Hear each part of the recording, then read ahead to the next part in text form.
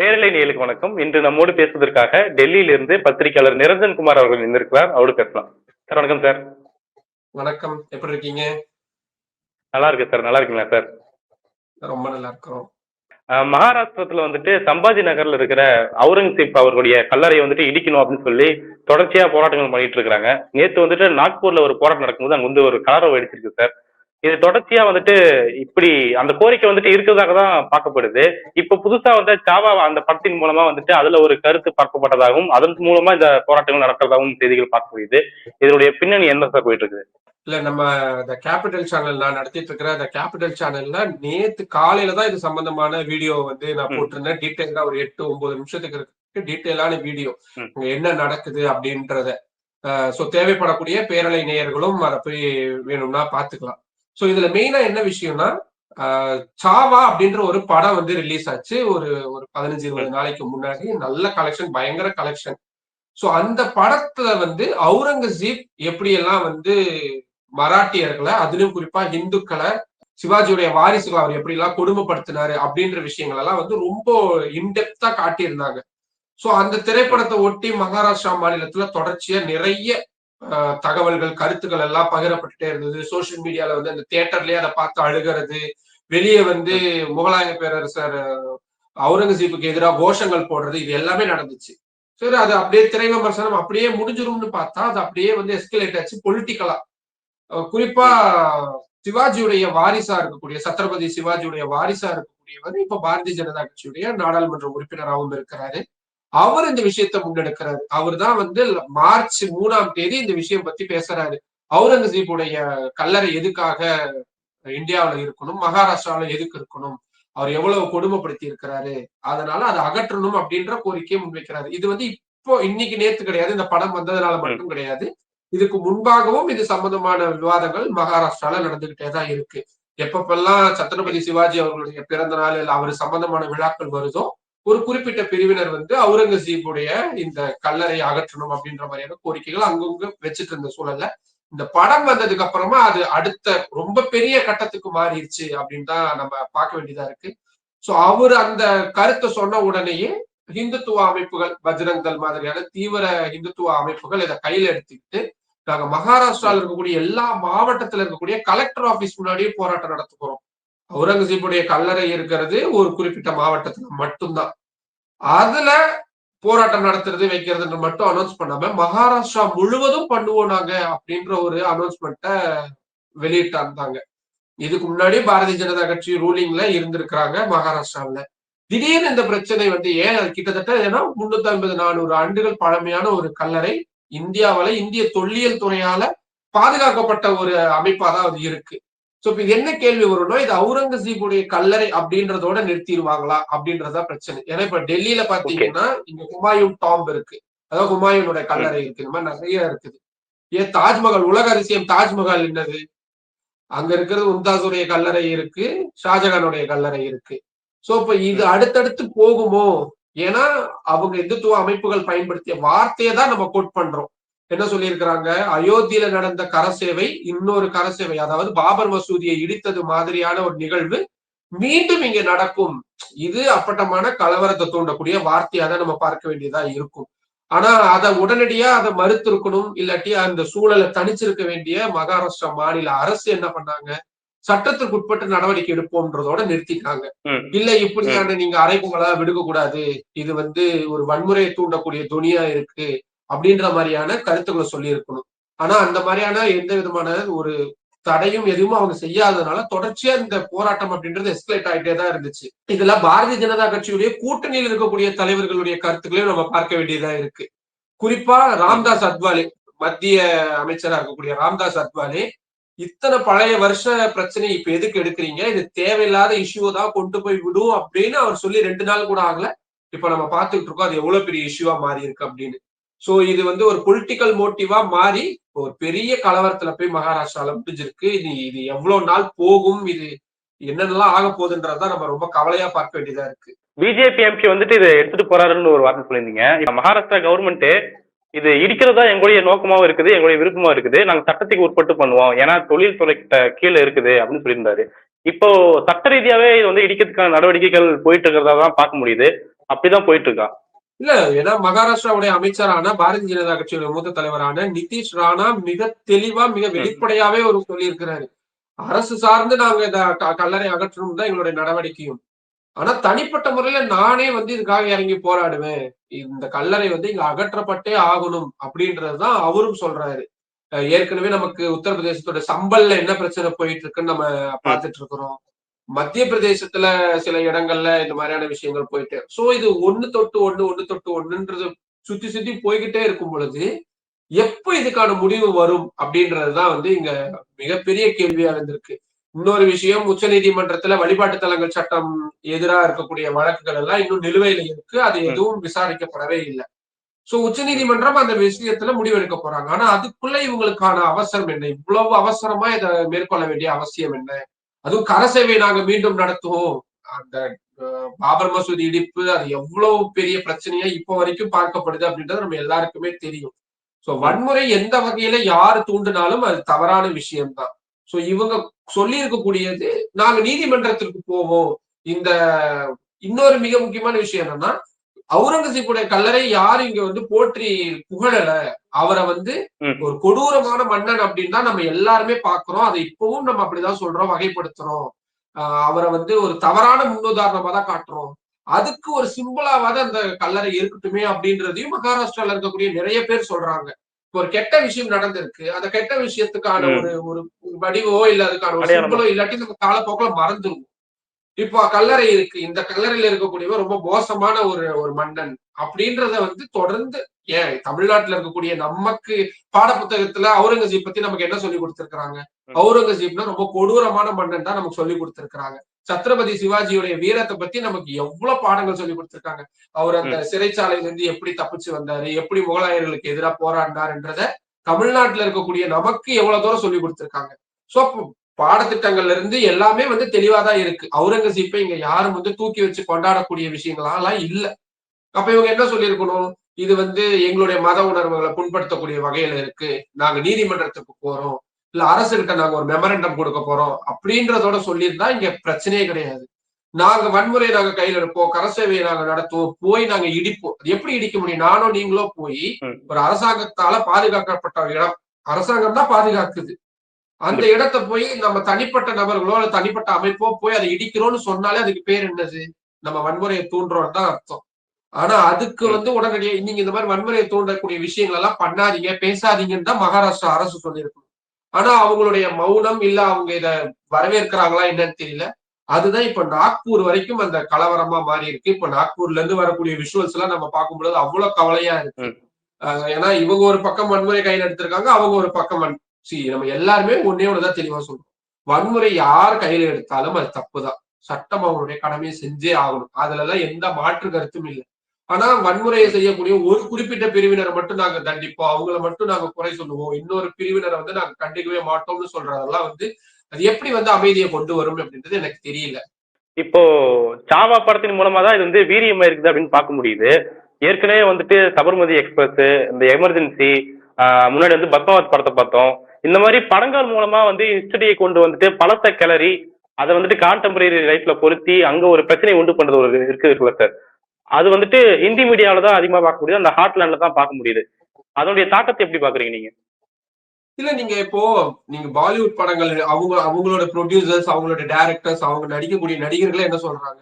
நீங்க புஷ்பா 2 படம் அங்க வந்து 2000 கோடி ரூபாய்க்கு மேல வசூல் பண்ணுது. நம்ம ஊர் மகாராஜா திரைப்படம் அங்க வந்து ஏகபோக வரவேற்பு பெறுது. நம்ம ஊர்ல எடுத்த 96 படம், மெய்யழகன் படத்த வந்து தூக்கி வச்சு கொண்டாடுறாங்க. நீங்க ரீசென்ட்டா 2, 3 ஷாருக் கான் திரைப்படங்கள தவிர, ஸ்திரீன்னு ஒரு படம் வந்திருந்தது. 2வது பார்ட் வந்திருந்தது. இந்த மாரி வெகு சில விரல் வெட்டி எண்ணக்கூடிய படங்கள தவிர, பாலிவுட்ல ஏதாவது ஒரு சிறப்பான படம், ரொம்ப சூப்பரான படம்னு சொல்லுங்க பார்க்கலாம். நீங்க ம். கடுமையான விமர்சனங்களுக்கு உள்ளாச்சு. கோவால நடந்த சர்வதேச திரைப்பட விழாவுல கடுமையா விமர்சிச்சிருந்தாரு அதோட ஜூரி. காஷ்மீர் ஃபைல்ஸ் திரைப்படத்த வந்து கடுமையா விமர்சிச்சிருந்தாரு. ஆனா அந்த ம். மாரி திரைப்படங்களுக்கு தான் தேசிய விருது குடுக்குறாங்க.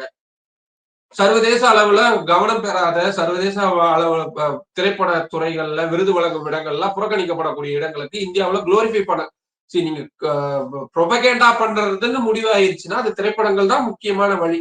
அது நம்ம திராவிட கட்சிகள் ஆகட்டும், இல்ல ஒரு தெலுங்கு தேசம் ஆகட்டும், எல்லா கட்சிகளுமே சினிமாவை ஒரு பெரிய மீடியமா பயன்படுத்தியிருக்காங்க.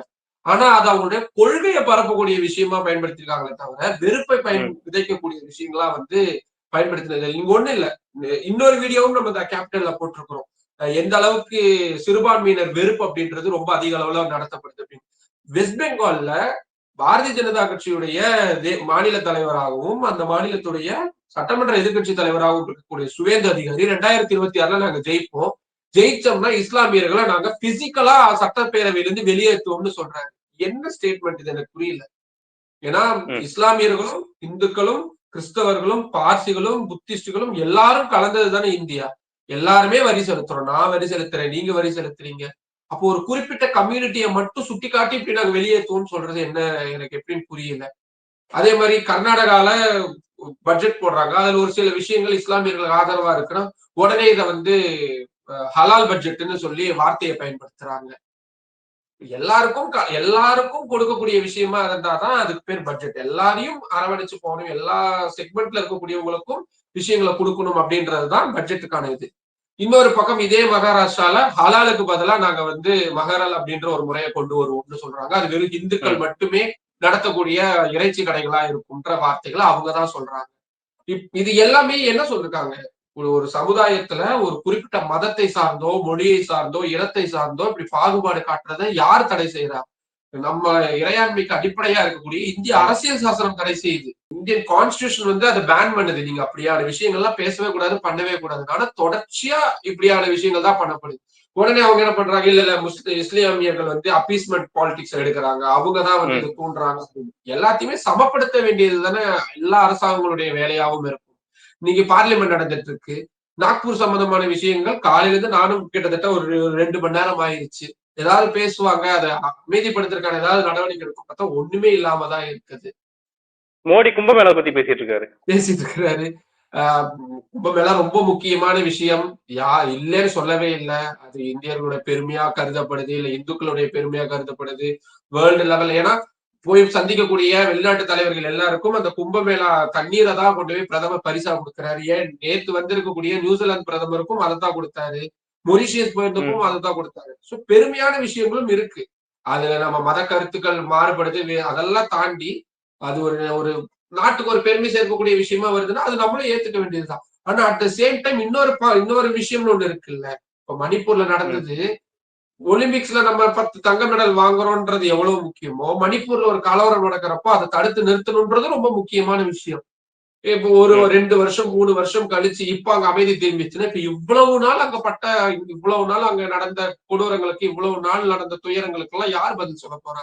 பள்ளிக்கூடங்கள் திறக்கப்படாம, கல்லூரிகளுக்கு போகாம எத்தனையோ பிரச்சனை நடந்திருக்கு. ஒரு பெரிய மாநிலமே பாதிக்கப்பட்டிருக்கு. அந்த மாநிலம் மட்டுமில்ல, அண்டை மாநிலங்கள்லயும் அந்த பிரச்சனை இருக்குது. இப்ப மகாராஷ்டிராவிலும் இப்ப அதேதான். இப்ப நாக்பூர் ஒரு ரீஜியன் ஃபுல்லாவே இதுல என்னன்னா, மகால் அப்படின்ற இடம்லாம் வந்து மகாராஷ்டிரா சிஎம் உடைய சொந்த தொகுதிக்கு உட்பட்ட இடமா வருது. பாரதிய ஜனதா கட்சியோட மிக மூத்த தலைவர், முன்னாள் தேசிய தலைவரா இருக்கிறார், இப்ப மினிஸ்டரா இருக்கக்கூடிய நிதின் கட்கரியுடைய சொந்த தொகுதி. ஏன்னா நான் நாக்பூருக்கு எலெக்ஷன் கவரேஜுக்காக நான் நேர்ல போயிருக்கிறேன். அங்க தொழில் வளம் மிக்க ஒரு பிராந்தியமா இருக்கும். அது ஒரு தனி ரீஜியன். அங்க இருக்கக்கூடிய தமிழர்கள்ட்ட நாங்க பேசும் பொழுது மற்ற இடங்கள்லாம் தாங்க இருக்கும், இங்க அதெல்லாம் இருக்காது. RSS உடைய தலைமை அலுவலகம் இருக்கக்கூடிய நாக்பூர், அந்த இடத்துல இவ்வளவு பெரிய கலவரம் வெடிச்சிருக்கு, இவ்வளவு பெரிய இஷ்யூ ஆயிருக்கு. இது பேசு பொருளா கூட எங்க மாறாம இருக்குதோ அப்படின்றதுதான் பெரிய கவலை அளிக்கக்கூடிய விஷயமா இருக்கு. நீங்க இப்ப சொல்லும் போதும் சரி, உங்க வீடியோல பேசும்போதும் சரி, இது வந்துட்டு அடுத்தடுத்த நிலைகள் எல்லாம் போகும், தாஜ்மஹால் டார்கெட் பண்ணுவாங்க, மற்ற கல்லறைகளை டார்கெட் பண்ணுவாங்க அப்படின்னு சொல்லியிருந்தீங்க. ஏற்கனவே வந்துட்டு மசூதிகள் வந்து பிரச்சனை இருக்கிறத பார்க்க முடியுது. மசூதி கீழே கோயில் இருக்கு அப்படின்னு சொல்லி பல்வேறு இடங்கள்ல பிரச்சனை உண்டு பண்றாங்க. இது இப்ப இஸ்லாமியர்களோட இடத்த டார்கெட் பண்ற விஷயம், அங்க இருக்கிற நீங்க பல்வேறு மாநிலங்கள்ல பயணிச்சிருக்கீங்க, அங்க இஸ்லாமியர்களோட மனநிலை எப்படி இருக்கு சார்? இது தொடர்ந்து. இல்ல, நான் போய் நிறைய இடத்துல பேசின வரைக்கும், பார்த்த வரைக்கும் அவங்க வந்து பெரும்பாலான நேரங்கள்ல பேசாம அமைதியா இருக்கக்கூடிய, கடந்து போற விஷயங்களா தான் பார்க்கப்படுது. இப்போ இந்த நாக்பூர்ல நடந்தக்கூடிய விஷயமே கூட ஒரு வதந்தி பரவி இருக்கு. என்னது, அவங்களுடைய புனித நூலான ஹோலி குரான் வந்து எரிக்கப்பட்டுச்சு போராட்டங்கள்ல சில இடங்கள்ல அப்படின்ற ஒரு வதந்தி பரவுனதுனாலதான் இவ்வளவு பெரிய கலவரம் வெடிச்சிருக்கிறதா சொல்லப்பட்டிருக்குது. 50 பேர் அரெஸ்ட் பண்ணியிருக்கிறாங்க. கிட்டத்தட்ட 5 FIR வரைக்கும் போடப்பட்டிருக்குது. ஆனா அதுல யார் மேல போடப்பட்டிருக்குது? இந்த வதந்திய பரப்புனது யாருன்றது இன்னைக்கு இருக்கக்கூடிய டெக்னாலஜில இதெல்லாம் ஒரு பெரிய ஒரு விஷயமா இருக்கிற மாதிரி எனக்கு தெரியல. ஒரு செய்தி யாருடைய போன்ல இருந்து இல்ல யாருடைய சிஸ்டம்ல இருந்து போகுதுன்ற அத்தனை இன்ஃபர்மேஷனுமே உங்களால இம்மீடியட்டா தெரிஞ்சுக்க முடியும்.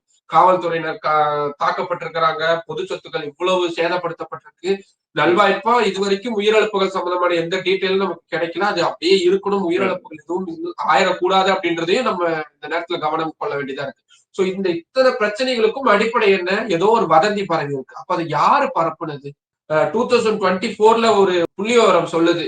பாரதிய ஜனதா கட்சி ஆட்சி செய்யக்கூடிய மாநிலங்கள்ல தான் 74% ஹேட் ஸ்பீச் பதிவாகுது அப்படின்றது இந்த ஹிந்து பேப்பர்ல கொடுத்திருக்கக்கூடிய ஒரு டீடைல்டான ஒரு ரிப்போர்ட்டா இருக்குது. சோ இப்ப இந்த ஹேட் ஸ்பீச் எல்லாம் பண்றது யாரு? டெல்லியில கலவரம் நடந்துச்சு ஒரு 4 வருஷத்துக்கு முன்னாடி, நம்ம எல்லாருக்குமே நினைவு இருக்கும். நான் நேரடியா அந்த கலவர இடங்களுக்கெல்லாம் போய் நியூஸ் கலெக்ட் பண்ணியிருக்கிறேன்.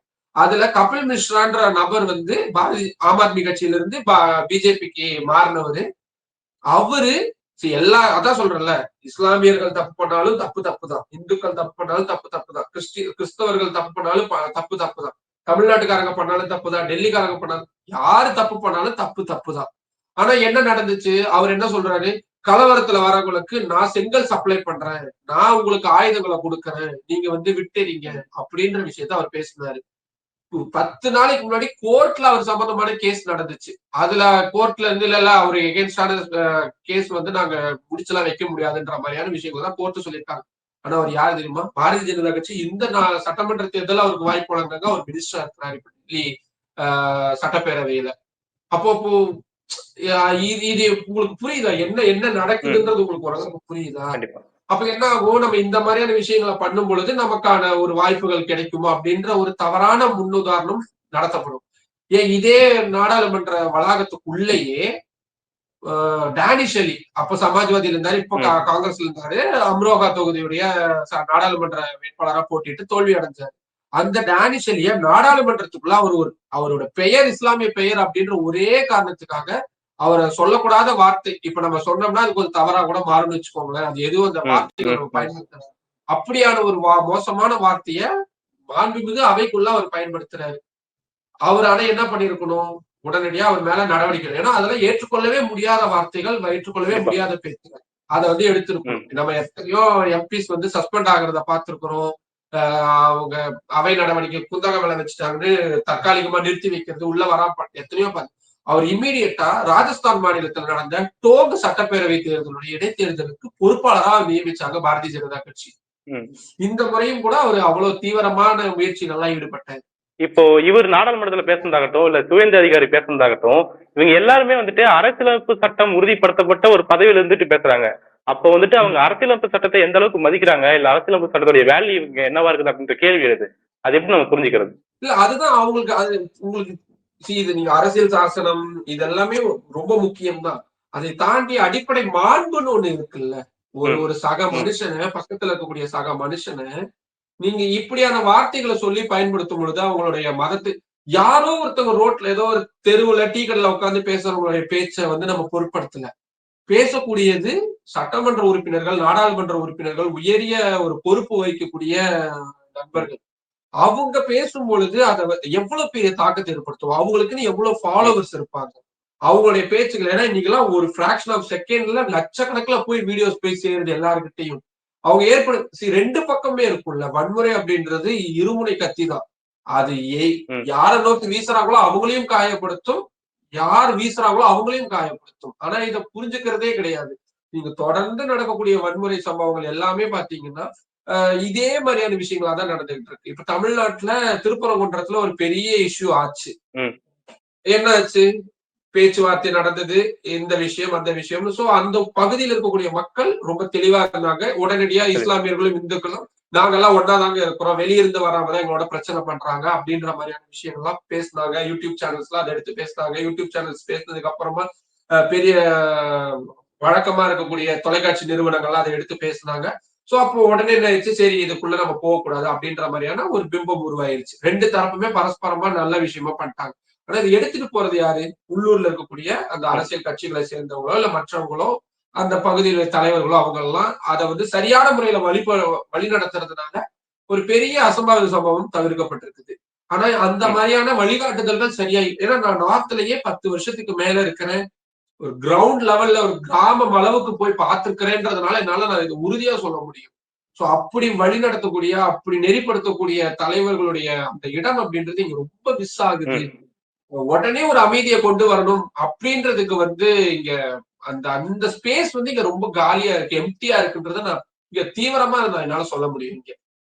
அந்த எம்ப்டினஸ்ல வந்துட்டு இப்போ ஒரு மத ரீதியா ஒண்ணு பேசுறதோ, இல்ல மத கலவரத்த தூண்டுறதோ, அவுரங்கசீப் விசஸ் சிவாஜி அப்படிங்கிறத, இந்துக்கள் விசஸ் முஸ்லீம் அப்படிங்கிற மாற்று விஷயத்த பண்றாங்கல்ல, அதெல்லாம் ரொம்ப டேஞ்சரா படுதே சார். கரெக்ட். அதத்தான் நம்ம சொல்றோம். இப்போ நீங்க இந்த பழங்காலத்த எடுத்துட்டு போகணும் அப்படின்னா, நீங்க போய்க்கிட்டே தான் இருக்கணும். நீங்க ஒரு ம். ஒரு ஒரு அரசன் இன்னொரு அரசனை வந்து கொல்லும் பொழுது, வெறும் அரசனை மட்டும் கொல்லல. அவங்க சார்ந்த மக்களையும் கொன்றிருக்கிறாங்க. ஒரு ம். சக இந்து அரசர் இன்னொரு சக இந்து அரசர போர் தொடுத்து அந்த நாட்டு மேல போர் தொடுத்து போகும்பொழுது என்னெல்லாம் பண்ணியிருப்பாங்க. கண்டிப்பா, தோற்கிறவங்க கண்டிப்பா. நீங்க எவ்வளவு தூரம் நீங்க போக முடியும்? நீங்க தமிழ்நாட்டுல இருக்கக்கூடிய ம். அரசர்கள் எடுத்துக்கோங்க. ஒரு கேரளால இருக்கக்கூடிய அரசர்கள் எடுத்துக்கோங்க. எத்தனையோ நடந்திருக்கு. மேல் சீலை போராட்டங்கள் இதே கேரளாவுல தான் நடந்துச்சு.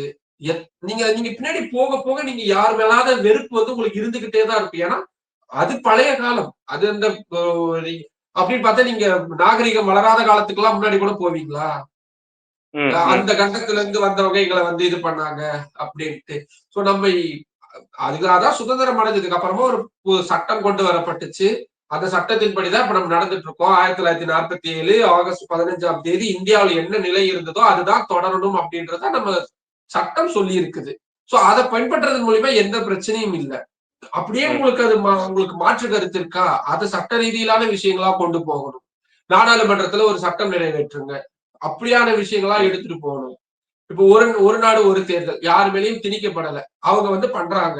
ஒருவேளை அது வரும் பட்சத்துல அது தவறான விஷயங்களா இருக்குன்னா என்ன பண்ணுவோம்? புரொடெஸ்ட் பண்ணுவோம். கோர்ட்டுக்கு போவோம். இந்த ம். மாதிரியான விஷயங்கள் எல்லாத்தையும் பண்ணதான் போறாங்க எல்லாருமே. ஆனா நீங்க அதுக்கு முன்னாடியே இந்த அமைப்புகள் சார்ந்த விஷயங்கள் பண்றது, அதுதான் வந்து இங்க பிரச்சனையாக்குது. அத தடுக்க வேண்டிய இடத்துல இருக்கவங்க அத தடுக்காம விட்டுறது தான் இங்க இஷ்யூ ஆயிட்டே இருக்கு. பல்வேறு முக்கியமான விஷயங்கள பகிர்ந்துட்டீங்க சார். உங்களுடைய நேரத்துக்கும், கருத்துக்கும் மிக்க நன்றி சார்.